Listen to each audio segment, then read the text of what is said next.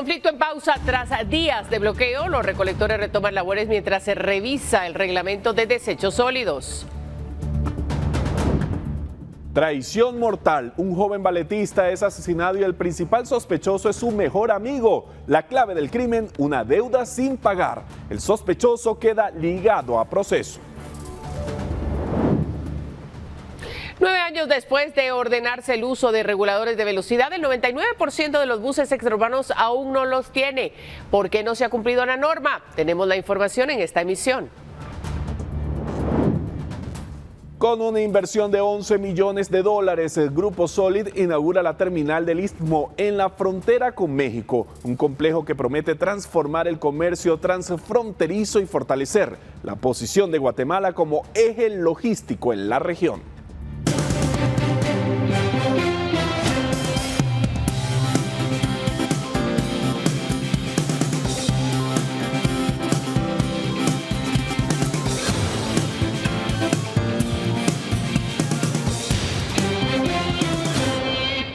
¿Cómo están? Buenas noches. Estamos a la mitad de la semana y estamos con mucha información para usted esta noche, así es que le agradecemos que ya se encuentre con nosotros. Alberto, buenas noches. Buenas noches para ti, María Luisa, y para todos en casa. Vamos a iniciar inmediatamente con lo que ha sido noticia durante esta jornada.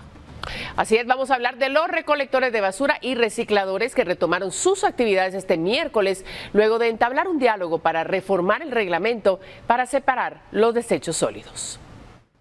Las actividades en el relleno sanitario de la zona 3 han vuelto a la normalidad luego de que se instalara la mesa de diálogo en donde se acordó reformar el reglamento para la separación de desechos sólidos. Los recicladores han tomado también sus actividades y ya se encuentran separando la basura acá en el basurero de la zona 3.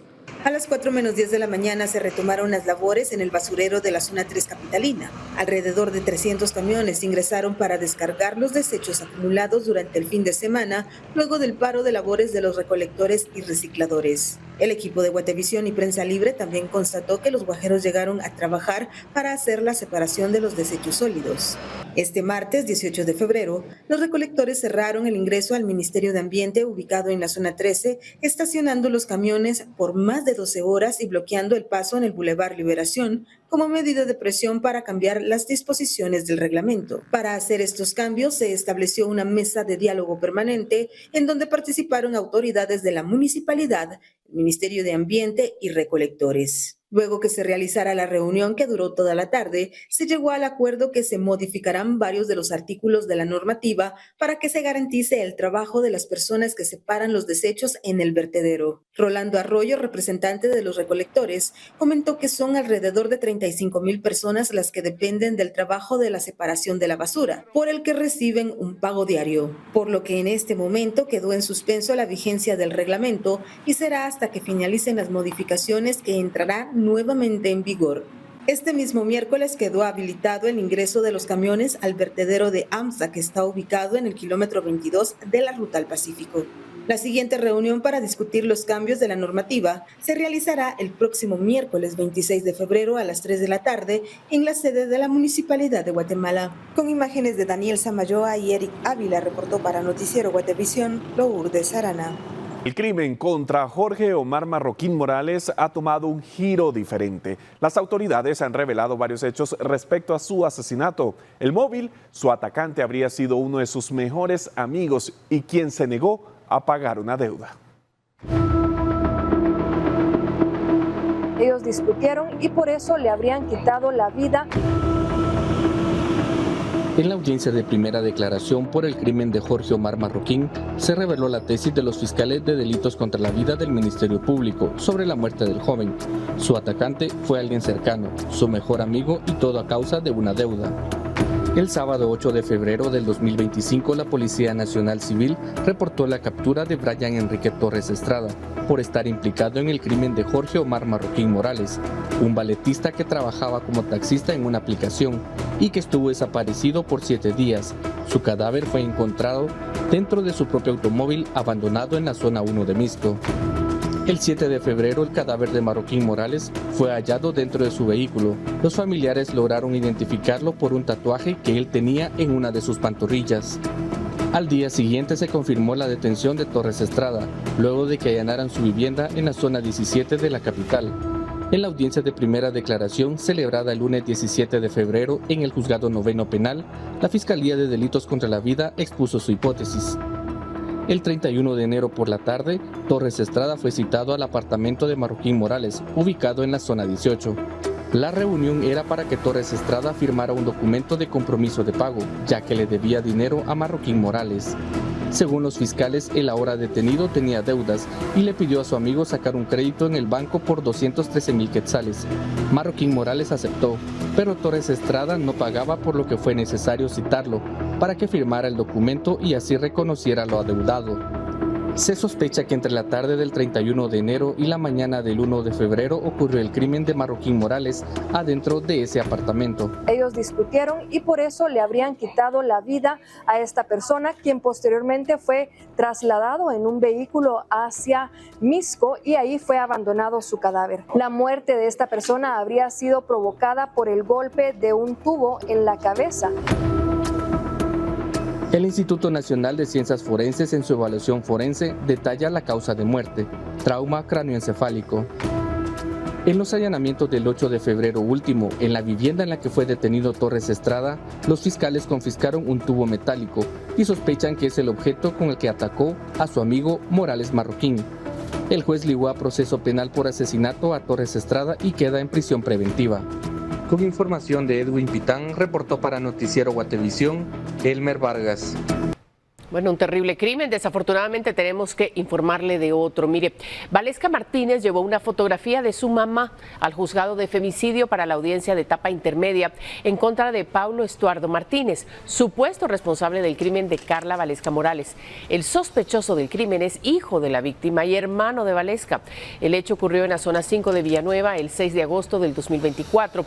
Al momento de su captura, Paulo indicó a las autoridades que el crimen se lo ordenó la Santa Muerte.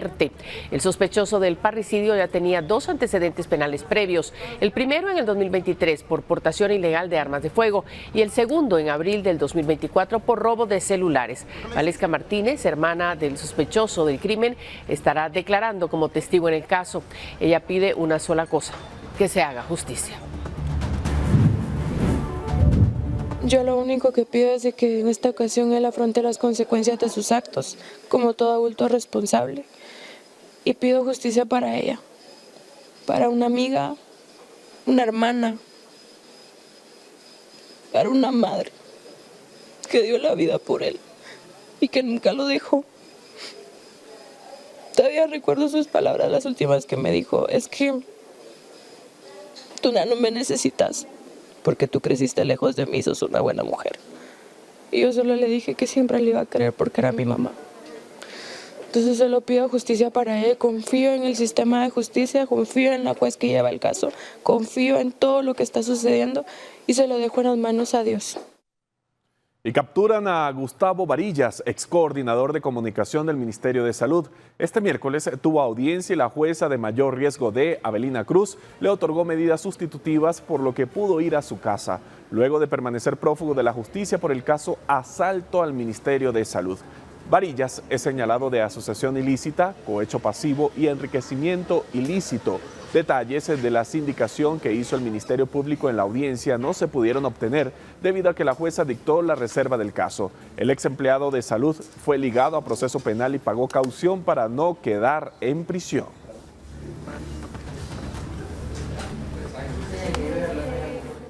En este momento vamos a cambiar el tema porque el Ministerio de Educación inauguró este miércoles el ciclo escolar 2025 en un establecimiento en San Benito, Petén.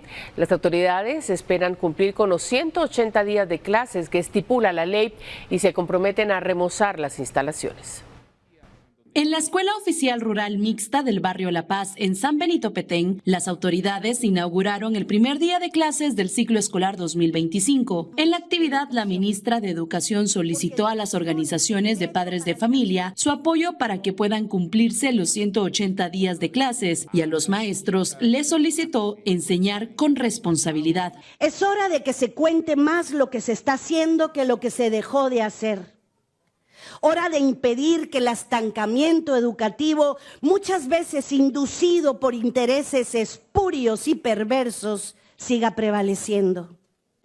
Este nuevo ciclo escolar 2025 debe mover al sistema, agitar vidas, romper cadenas, recuperar el estado de conciencia.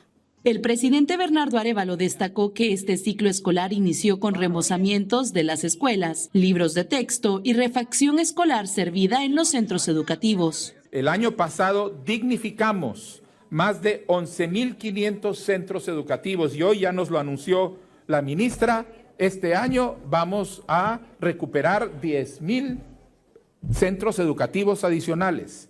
Para finales de este año, 2/3 partes de nuestras escuelas van a estar en condiciones dignas para nuestros estudiantes. Las autoridades recordaron que aún se está negociando el pacto colectivo con el sindicato de maestros liderado por Joviel Acevedo. Sin embargo, aún no hay fecha sobre cuándo podría o no ser firmado. Para Noticiero Guatevisión reportó Leslie Sánchez. Por cierto, este miércoles miles de estudiantes se regresaron a las aulas porque empezó el ciclo lectivo 2025 a escala nacional. Muchos empiezan con desafíos e ilusiones.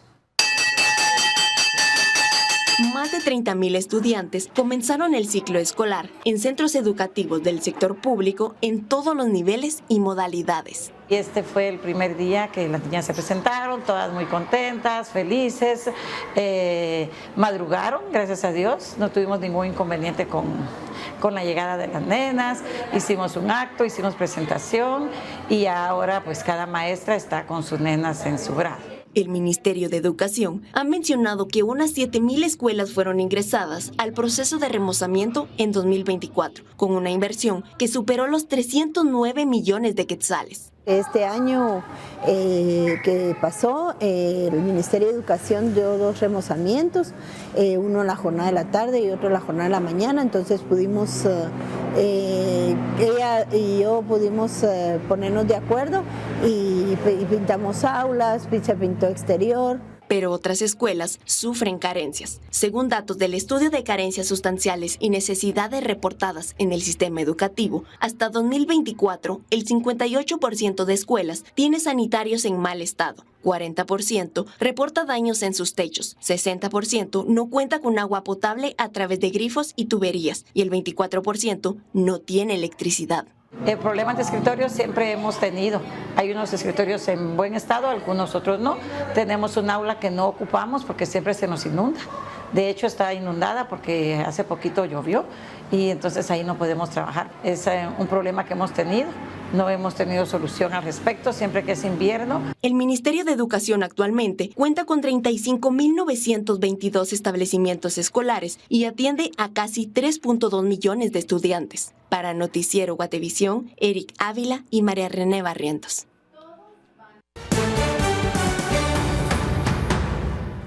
Continuamos con más información y precisamente vamos a hablar acerca de otro accidente. Un camión y un autobús chocaron en el kilómetro 107.5 de la ruta interamericana en Chichicastenango, en Quiché. Los bomberos voluntarios informaron que el accidente ocurrió la tarde de este miércoles en el cantón Chupol, en Chichicastenango. Según el reporte, un camión fuera de control impactó contra un bus Pullman. Se reportaron personas heridas, aunque aún se desconoce la cantidad exacta. Socorristas auxiliaron a los heridos y los trasladaron a la emergencia del Hospital Nacional de Sololá. El camión quedó destruido en la parte frontal por el impacto. El bus, que también sufrió daños, terminó a un costado de la carretera. Bueno, es que hemos visto tantos accidentes que ya no son novedad. Por eso los representantes de la gremial de transporte extraurbano de pasajeros llegaron hoy al Congreso, donde se quejaron de la atención que reciben los accidentes de buses extraurbanos y no los percances de motocicleta, pese a que se dan con mayor frecuencia, por lo que expusieron que a su criterio las medidas deben de aplicarse para todo tipo de conductor. El año pasado registraron 282 accidentes donde estuvieron involucradas unidades de transporte colectivo. Esto comparado con unos 800 percances de motocicletas en lo que va del año. Esto según los datos del Departamento de Tránsito de la Policía Nacional Civil. ¿El porcentaje de accidentes es de transporte extraurbano de pasajeros? No, hoy día el transporte Los accidentes se dan más en motocicletas, pero eso no se da en la base de datos, a eso no se le presta atención, porque no venden, y lo digo también con el mayor respeto a los medios, pero un camionetazo sí vende, y sale la noticia el lunes, martes, miércoles y todas las semanas. Entonces yo creo que aquí tenemos que ser responsables, todos los que contamos una licencia desde la clase C, B y A, para evitar ese tipo de accidentes. Entonces nosotros como Gretexto realmente estamos trabajando más que todo en prevención. Y hablando de accidentes y medidas, han pasado ya 9 años desde que se ordenó la implementación de los reguladores de velocidad para el transporte de carga y buses extraurbanos. A la fecha, la cantidad de unidades de transporte colectivo con este dispositivo no llega ni al 1%. De 123,000 buses registrados en el país, apenas 358 han instalado el reductor que no permite que sobrepasen los 80 kilómetros por hora, el cual puede ser controlado a distancia, según las autoridades de Provial. En el caso del transporte de carga, son unos 8,000 cabezales que ya tienen el limitador de velocidad. Según la gremial de transportistas, están de acuerdo con el uso del artefacto. Que ya no es el conductor quien tiene la autoridad total del vehículo y decide a qué velocidad va, sino que lo decide una tercera persona, que en este caso es el centro de comando o centro de control de la flota, o inclusive lo pueden ver desde su computador, ¿verdad? Y ellos son los que deciden. Esto es lo interesante del sistema limitador de velocidad. Mire, en relación al tema, el Ministerio de Gobernación busca retomar la normativa que obliga a los transportistas a aplicar un seguro obligatorio por daños a terceros. Hoy se desarrolló la primera reunión para crear el acuerdo gubernativo. Se concluyó precisamente en estos días y el día miércoles empezaremos el proceso para que este se constituya como el nuevo reglamento en términos de un acuerdo gubernativo. Esas fueron las declaraciones del ministro de Gobernación el pasado lunes sobre la aplicación de un reglamento a la ley de tránsito que permita reactivar la obligatoriedad del seguro que deberán pagar los transportistas por daños a terceros. En su momento, el acuerdo gubernativo 17-2020 establecía que transportes urbanos, microbuses, transporte pesado, mototaxis, fleteros, entre otros, debían contratar un seguro para indemnizar a terceros en caso de un accidente. Sin embargo, esa regla nunca entró en vigencia debido a las manifestaciones y bloqueos que los transportistas realizaron y el expresidente Alejandro Yamatei decidió derogarla. El gobierno de Bernardo Arévalo ha retomado la discusión y hoy se desarrolló la primera reunión para generar la nueva norma. No es casualidad que tengamos una ley que durante años no tuvo reglamento, y una ley sin reglamento es como si no hubiera nada porque no se puede aplicar. Por eso nosotros empezamos a trabajar junto con las asociaciones de víctimas y con las asociaciones de transportistas para ir gradualmente consensuando el reglamento de la ley de tránsito. Y eso lo venimos haciendo desde el año pasado. Y ahorita, esta semana, el grupo de sociedad civil entregó sus últimos comentarios al reglamento para que el Ministerio de Gobernación los pueda integrar y pasar a la fase ya de dictámenes, que es la última que nos pasa para poder tener el reglamento. Noticiero Guatevisión insistió en dialogar con el ministro de Gobernación a través de llamadas y mensajes, así como con su departamento de prensa. Sin embargo, al cierre de esta nota no hubo respuesta sobre los pormenores y el alcance que tendrá el nuevo reglamento. En su momento, la norma había sido criticada por los transportistas porque representaba un pago anual millonario para aseguradoras, mientras que las organizaciones de víctimas de accidentes de tránsito planteaban la necesidad de indemnizar a quienes han sufrido percances viales a causa de la imprudencia en las calles. Para Noticiero Guatevisión, reportó Leslie Sánchez. Y en medio de la discusión sobre medidas para evitar los accidentes de buses colectivos, los transportistas piden al gobierno que sirva como intermediario ante los bancos para que se les avalen créditos para el cambio de las flotillas de autobuses antiguos por unos más recientes.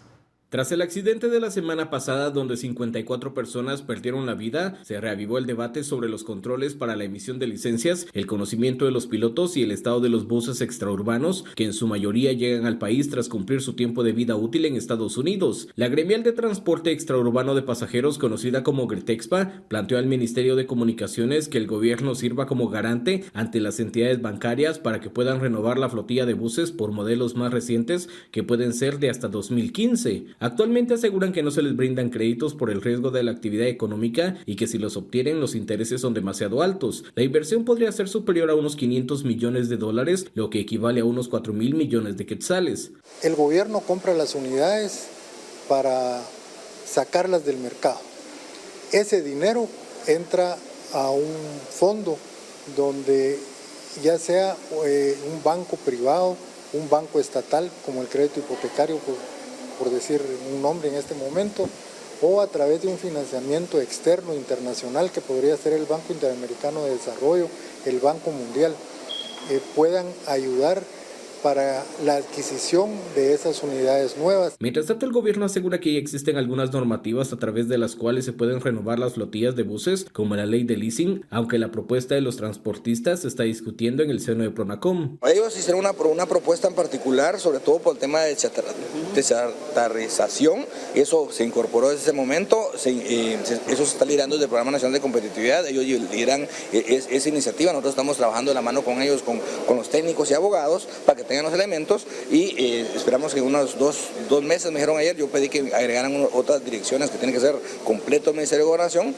Ministerio de Comunicaciones, para que tengamos una iniciativa y se pueda plantear bajo la vía que sea. Otra de las propuestas que plantean los transportistas es que se pueda emitir una certificación al momento de que los conductores obtengan una licencia tipo A o tipo B para poder conducir los autobuses. En el Congreso aún surgen dudas principalmente por los antecedentes del caso transurbano. Con imágenes de Oscar Vázquez para Noticiero Guatevisión, Henry Montenegro. Guatemala da un salto logístico. Con una inversión millonaria, Grupo Solid inaugura la terminal del Istmo, un punto clave para el comercio con México. Le contamos qué beneficios trae a la economía del país en tan solo minutos. Continuamos. Grupo Solid inauguró terminales del Istmo en la frontera entre Guatemala y México, un proyecto de $11 millones que facilitará el comercio en la región. En la frontera con México, en el municipio de Ayutla, San Marcos, Guatemala contará con un nuevo complejo que impulsará el comercio transfronterizo y fortalecerá la posición del país como un eje logístico en la región, con una inversión del Grupo Solid de $11 millones. El día de hoy estamos bendiciendo, inaugurando y presentando la terminal del Istmo, que es un complejo ferroviario y rodoviario entre el Istmo y Centroamérica, en donde tenemos capacidad de manejar y presentar un depósito aduanero supervisado por la Superintendencia de Administración Tributaria, que va a facilitar el comercio entre México y Centroamérica y México. El día de hoy terminamos nuestra fase de construcción y empieza la fase de atender a los clientes, de mover producto y hacer de esto una fuente de trabajo y progreso para Guatemala. Estamos muy orgullosos que nos hayan visitado los funcionarios públicos apoyándonos del proyecto, y esta es la iniciativa que Guatemala tiene que seguir para crecer junto, gobierno, población y empresarios. La SAT tendrá una delegación permanente en la terminal para supervisar y agilizar los procesos aduaneros. Terminales del Istmo está por finalizar su trámite como depósito temporal aduanero, lo que significa que las mercaderías van a poder ingresar sin pagar impuestos, y lo que se exporte no paga impuestos, y lo que se quede en Guatemala va a pagar la parte correspondiente. Pero agiliza el comercio entre Guatemala y México. También tiene una estación para cambiar las pipas de combustible de una forma muy rápida, ya que está prohibido que el transporte mexicano ingrese más allá de esta parte al territorio guatemalteco. guatemalteco, tiene un área grande de almacenamiento, así que está contribuyendo a desarrollar a Guatemala, generando empleo, y el empleo genera consumo y el consumo genera impuestos. Así que la superintendencia está apoyando este proyecto. Tendremos una delegación permanente aquí donde supervisaremos las operaciones aduaneras, las agilizaremos. Grupo Solid es una empresa guatemalteca que opera en 11 países en el sector de pinturas y recubrimientos. Con más de 2.000 colaboradores, durante los últimos 10 años se han triplicado las fuentes de empleo, impactando en la vida de muchas personas, reportó Lucero Zapalú. Bueno, llegó el momento de dar paso al programa Razón de Estado. Así es, pero vamos a regresar más adelante con lo último de la jornada. Quédense en la señal de Guatevisión.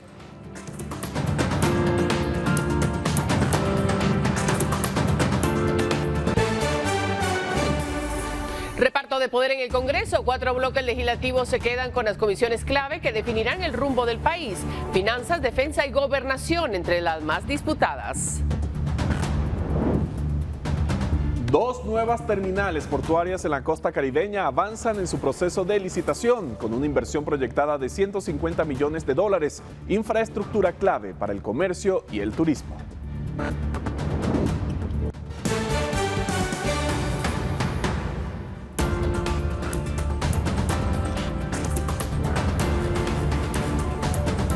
Ya todo el equipo preparado nuevamente para lo último de la jornada. Así es, vamos a empezar con las noticias de inmediato.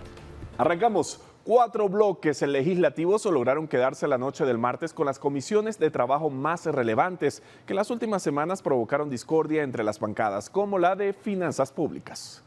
Valor, Viva, Cabal y Vamos son los 4 bloques legislativos que tras los cabildeos lograron quedarse con las comisiones de trabajo más importantes dentro del Congreso. Aunque todas dictaminan iniciativas, hay algunas salas legislativas que se vuelven más codiciadas que otras por el tipo de funcionarios que pueden citar, propuestas de ley que conocen o bien información clasificada a la que pueden tener acceso. Uno de los ganadores de la noche fue Cabal, que impulsó el cabildeo y logró quedarse con las comisiones de Finanzas Públicas y Defensa Nacional como 2 de las 5 que obtuvo. Con Finanzas será quien reciba el proyecto de presupuesto y dirigirá los acuerdos, mientras que por medio de la Comisión de Defensa Nacional, en los últimos años los diputados han tenido acceso a información reservada de rango militar. Valor es otro de los bloques ganadores de la noche, ya que logró quedarse con las presidencias de las comisiones de Economía, Comunicaciones y Derechos Humanos. A través de estas dirigirá el cabildeo sobre propuestas económicas, citaciones al titular de Comunicaciones y fiscalizaciones sobre carreteras. Viva, por su parte, también logró quedarse con las comisiones de Ambiente, Salud y Gobernación. Estas 2 últimas han sido codiciadas, mientras que Vamos logró quedarse con 10 comisiones, entre ellas la de Asuntos Electorales, que de concretarse el retorno de la iniciativa de reformas para las elecciones, la tendrá que conocer nuevamente, sumado a la Comisión de Apoyo Técnico, que tendría que conocer reformas a la ley orgánica del organismo legislativo. El año pasado esta comisión estuvo en manos de la UNE y dictaminó una modificación con la que los diputados independientes buscan ser reconocidos como bancada y que ha sumado apoyos por los conflictos y problemas legales de varios bloques. Para Noticiero Guatevisión, Henry Montenegro.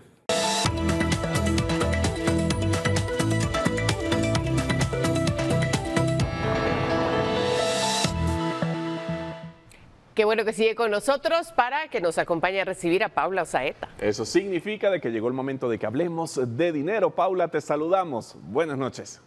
María Luisa, Alberto, buenas noches. Llegamos a la mitad de la semana y hay información económica importante. Quiero contarle que el presidente de Costa Rica, Rodrigo Chávez, vetó este martes la ley para fomentar los vuelos de bajo costo entre Costa Rica y Centroamérica. Esta ley buscaba reducir impuestos de salida y establecer precios máximos de $100 para los boletos hacia o desde cualquier país de Centroamérica y $120 hacia República Dominicana. La decisión se fundamentó en motivos de oportunidad, conveniencia y constitucionalidad, advirtiendo sobre posibles pérdidas del 12 al 15% en los ingresos turísticos y de atracción de inversiones. Y vamos a cambiar de tema para contarle que 2 proyectos se suman al portafolio de infraestructura crítica en el sistema portuario, los cuales fueron aprobados por los integrantes del Consejo Nacional de Alianzas para el Desarrollo de Infraestructura Económica. La construcción de 2 terminales portuarias en la costa caribeña ingresó al portafolio de proyectos bajo el esquema de alianza público-privada, con una proyección de inversión de $150 millones, que equivale a unos 1.155 millones de quetzales. Ahora comienza un proceso administrativo que se materializará en el segundo semestre del 2025 para que en los siguientes meses se realicen las bases de licitación, se perfile el proyecto y que se adjudique a la mejor oferta cuando salga la estructuración. La inversión está por definirse si es en un solo conjunto o se manejan separadas. El estudio técnico y el diseño estructural de ambas terminales se conoce como pontones, que son plataformas flotantes sobre el mar que se adaptan para operar en distintas maneras previo a los dragados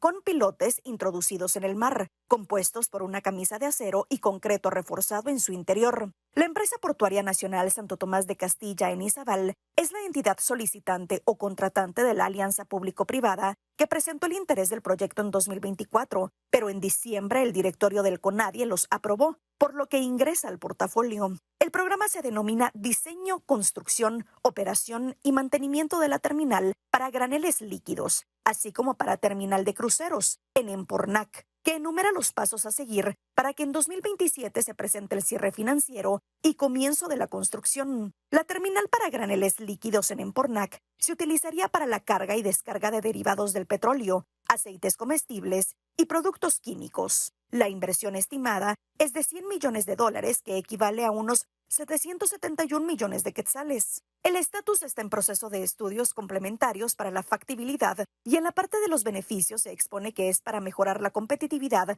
y servicio de la portuaria, maximizar la capacidad de la carga y la utilización de recursos de transporte.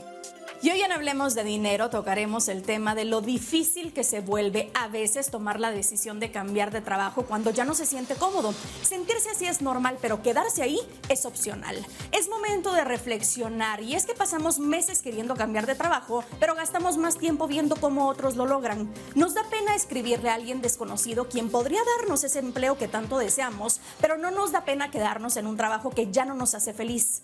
Nos aterra que nos rechacen, pero no nos aterra perder años en un puesto donde nunca vamos a crecer. Dicen que el tiempo lo pone todo en su lugar, pero en la vida real, quien no toma decisiones se queda donde está.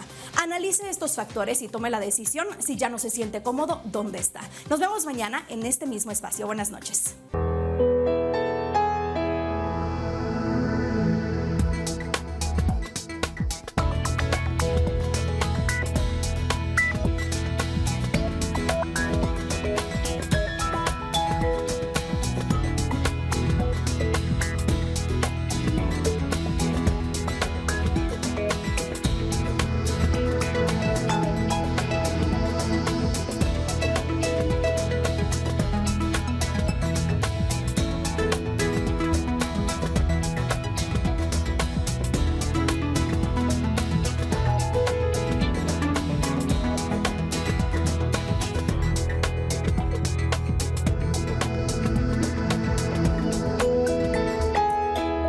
Continuamos con temas departamentales. Un total de 290 escuelas fueron remozadas en Escuintla previo al inicio del ciclo escolar en el sector público. Así lo informó el director departamental de Educación de este departamento en el acto de inauguración del ciclo lectivo realizado en el municipio de Nueva Concepción.